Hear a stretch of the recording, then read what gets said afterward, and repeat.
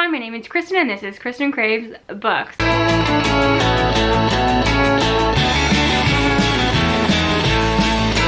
So here I am with my final, most anticipated 2023 release video, until I start doing the monthly ones, of course. But these are the ones that are adult fiction that I am most excited for. We have a wide range of genres here, a lot of fantasy, some horror, some more literary stuff, some speculative stuff. So let's get into this. I have a couple of novellas as well, just things that have come on my radar that I cannot wait for. Of course, this barely touches the surface of all the ones I can't wait to read. I will have my full Goodreads shelf linked down below for you, and then of course throughout all of next year, every month I will post most anticipated releases video. So please subscribe if that is something you are interested in, because I love making these videos so much.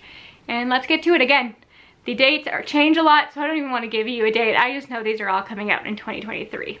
The first one we have is The Last Tale of the Flower Bride by Roshani Chachki, who is an author I've been wanting to read from for ages. Everybody adores her. I think this is her adult debut, which is amazing. And it says that once upon a time, a man who believed in fairy tales married a beautiful, mysterious woman named Indigo Maxwell Castaneda.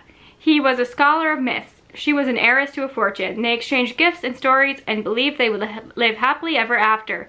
And in exchange for her love, Indigo extracted a promise that her bridegroom would never pry into her past. And then her aunt is on her deathbed.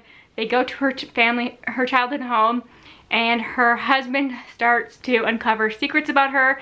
I think there's stories of like an ex-friend going on there. Just things are starting to be revealed, things that maybe he doesn't like that could threaten their future, and I think it's going to be spooky. Sounds really good. I've heard amazing things about this author. Another author I've been wanting to read from, this is The Adventures of Amina-Al by Shannon Chakraborty, who I know people adore. And this is Amina-Al should be content. After a storied and scandalous career as one of the Indian Ocean's most notorious pirates, she survived backstabbing rogues, vengeful merchant princes, several husbands, and one actual demon to retire peacefully with her family to a life of motherhood and absolutely nothing that hints of the supernatural. So then she is presented with a promise or a deal from somebody to save someone who has been kidnapped, and she wants to have one last adventure, get that large sum of money. Then she realizes that a lot more is going on here, and I really like the last line of this. It says, yet the deeper Amina dives, the more it becomes alarmingly clear that there's more to this job and this girl's disappearance than she was led to believe. For there's always risk in wanting to become a legend, to seize one's last chance at glory, to savor just a bit more power, and the price might be your very soul. So the supernatural angle in this is really catching my eye. The pirates, this whole thing, everything about, there's so many buzzwords in that. For me, I think this is going to be a huge hit. This next one is a little bit more literary, and I'm not quite sure what to expect, but something about it intrigues me. This is Brother and Sister Enter a Forest by Richard Mirabella. Opening like a fairy tale and ending like a nightmare, this cannonball of a queer coming-of-age novel follows a young man's relationship with a violent older boyfriend and how he and his sister survive a terrible crime. So this is told in two timelines. We are following a young man who is trying to escape a childhood or a home with his mother that is just not good for him, but he ends up in the arms of an older man who does not treat him right. And then we are following the sister years later, whose brother has shown up on her doorstep, and she used to be like her brother's keeper, but they have been estranged for many years, and she learns of what has happened to him, and this sets them off on this journey together. So I like stories about volatile family relationships, about brothers and sisters. I think this is going to be a heavier one, but early reviews are good, and there's something about it that is calling to me. And I'm so excited. We're getting a T. Kingfisher book next year. I think we're actually getting two, but I only put one on this list because this is not a T. Kingfisher video. I could talk about T. Kingfisher in every video. I'm serious. But this is a horror from her, and I have mixed feelings. I don't know how I feel about her horror yet. What Moves the Dead? I loved it. The Twisted One's not my favorite. Haven't read The Hollow Places yet. But her new one next year is called A House with Good Bones, and there's like this falcon on the cover, which is, or a vulture, falcon, this vulture on the cover, which is interesting. And it's just following this girl who comes home. She's really excited to see her mom and like have cozy nights with her mom, but she comes and it's not the same mom that she left. And her mom's home was really warm and inviting, and now the walls are sterile. Her mom's always looking over her shoulder and scared of the slightest noise. And then she goes outside to take a break from the situation, and she finds like a pile of teeth behind a rose bush, and the vulture is behind there, and she starts to learn secrets what her mom is so scared of. So I don't know if this is going to go paranormal, spooky, if her mom's a murderer. Like, what happened here? Why are there teeth back there? There's something, but the teeth thing creeps me out, but I love T. Kingfisher, so I'm excited about this. And then this next one, honestly, this cover and this sinister feeling that the synopsis gave me, I knew I had to add this to the list, and this is Chlorine by Jade Song, and it says it is about a competitive swimmer driven to extremes by the pressure of living up to her family's expectations, her coach's demand, and the envy of her peers, until she decides that to achieve her dreams, she must become a mermaid by any means necessary, no matter the blood she spills or the cost she'll pay. So I think it's about her becoming a mermaid, but kind of in a terrible way. So I think this could be dark and fun. So I don't know, I'm really curious about that one. I've heard nothing about it, but something about that really got me. This next one, this cover's been all over Twitter, and it just looks really good, and this is The Surviving Sky by Kritika H. Rao, and this is a Hindu philosophy-inspired debut science fantasy that follows a husband and a wife racing to save their city and their troubled marriage high above a jungle world besieged by a cataclysmic storm. So this whole setup, this world, is what's really catching my eye. As you can see in the cover, it's like a floating world, and nature is really important in here, and then the storms that are happening below.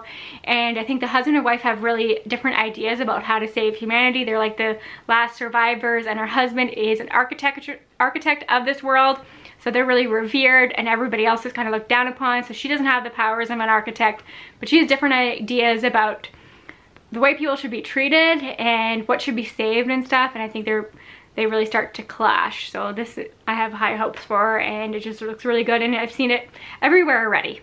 I can't tell you how excited I am about this next one, because Emily Tesh wrote Silver in the Woods, and I forget what the sequel to that is. It's like a novella duology that I really like. And this is her debut novel, so her first full-length novel, and that's Some Desperate Glory. It says, while we live, the enemy shall fear us. So all of her life, Kier has trained for the day she can avenge the murder of planet Earth. Raising the bowels of Gaia Station alongside the last grips of humanity, she readied herself to face the wisdom, the all-powerful, reality-shaping weapon that gave the Majota their victory over humanity. So it's all about her trying to get revenge for the slaughter of humans, but I think she goes out and she realizes a lot of what she's been told is not true, which I just love that trope. That just works for me. I already trust Emily Tesh. That's all I need to know. I'm so excited that she has a full-length novel coming out. Speaking of another author I love, and this is actually a novella, so this is Untethered Sky by Fonda Lee, and I was already excited for this, but then Kristin from the Roomies Digest was reading this on a live stream. She had an archive. I'm so jealous and loved it. So that makes me really excited. I think there's so many themes in here I'm going to appreciate, and I already know we all love Fonda Lee's writing, right? And this is Esther's family was torn apart when a manticore killed her mother and baby brother, leaving her nothing but her father's painful silence and a single overwhelming need to kill the monsters that took her family.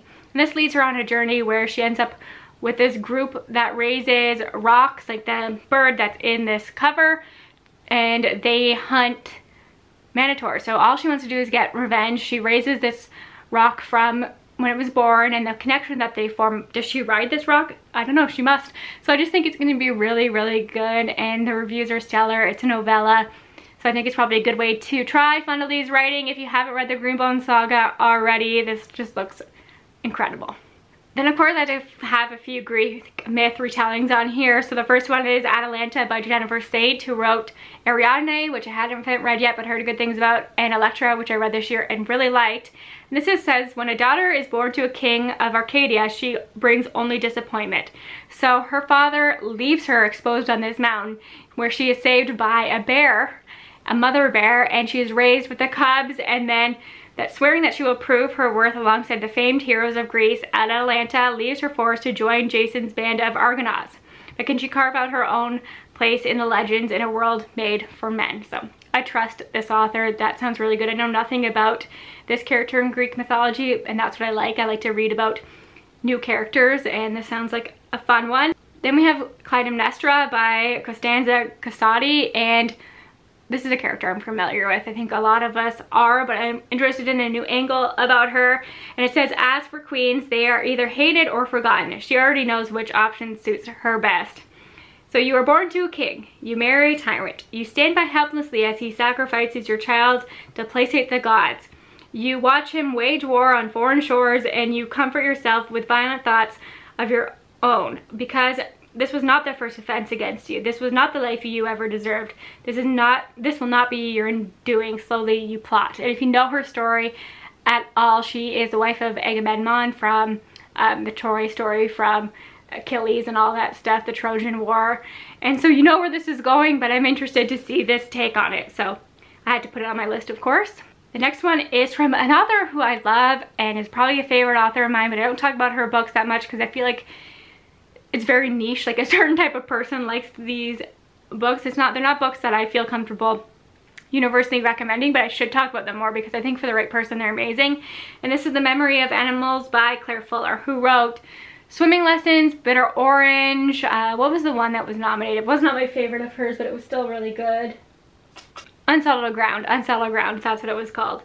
But this new one from her is called The Memory of Animals, and this is following a woman who is kind of down on her luck.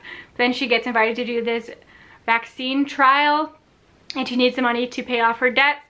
So she's in with this group of other people, and they kind of get trapped here. They look outside and there's no people around. They don't know what's going on in the outside world, if like an apocalypse has happened.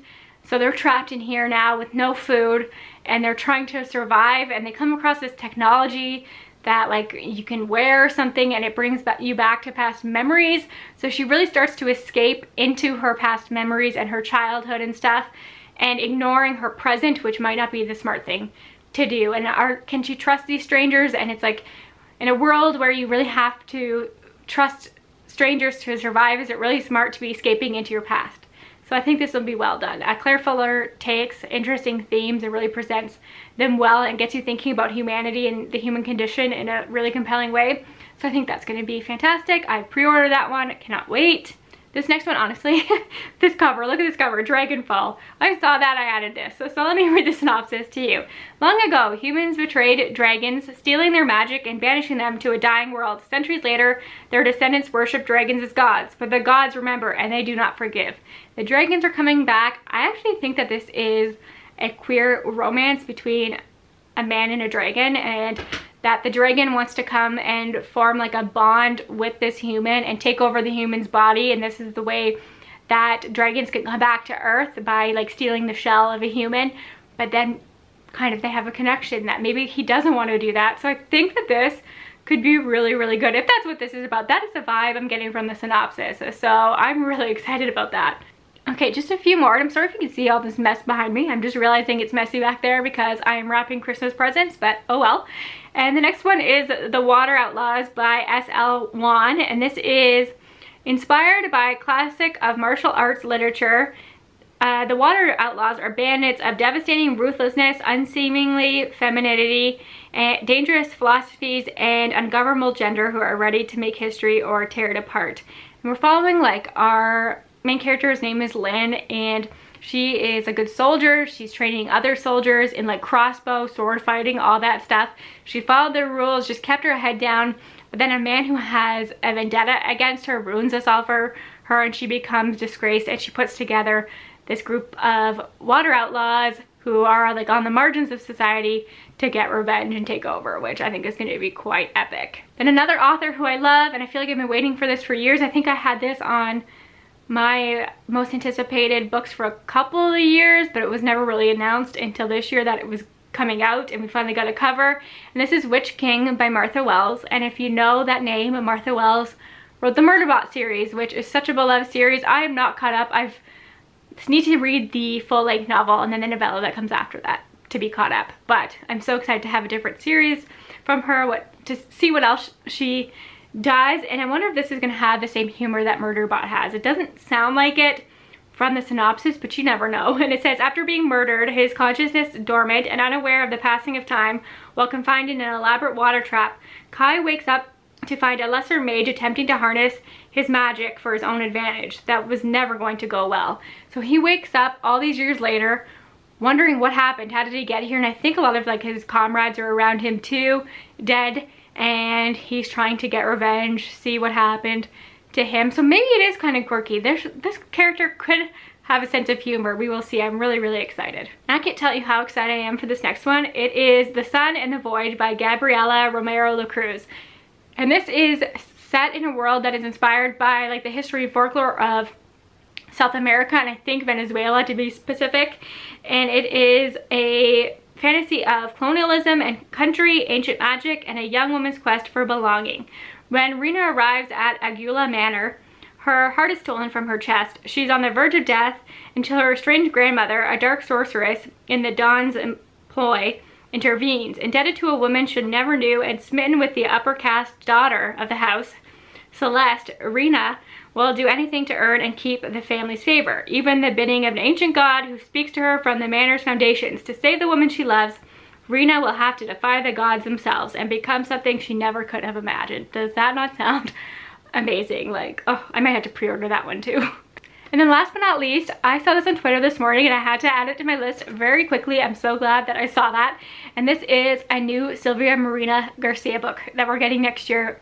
I feel like we get one every year, and we are blessed because that is so exciting. And this is Silver Nitrate, which looks very different from some of her other stuff. So this is still like historical in a way. It's set in, is it 1993 Mexico City? So like, would you call the 90s historical? Probably not. But it's following a sound editor and a former soap opera star that come together, and they stumble upon like this occultist man who's created like a strange movie decades later that kind of was cursed, and they're trying to redo, but strange things start happening to them. So I don't know. I don't know. We'll see. But Sylvia Marina Garcia, I trust. I think she can do some really compelling things. This is a unique setup, so I'm really intrigued by that. Again, a good one to probably pre-order, so I'll have to think about all this. My poor budget, but we will see. Yeah, so those are not all, but some of my most anticipated 2023 releases. Let me know if any of these are on your radar, which ones you're excited about. I will link below my romance list, my YA list, and then look forward in a couple weeks. I'm going to do a January one because I didn't include any books coming out in January in this because that gets its own separate video. There are a lot of good January books coming out that I'm really excited about as well. So thanks for your support as always. I'll talk to you again soon. Bye for now.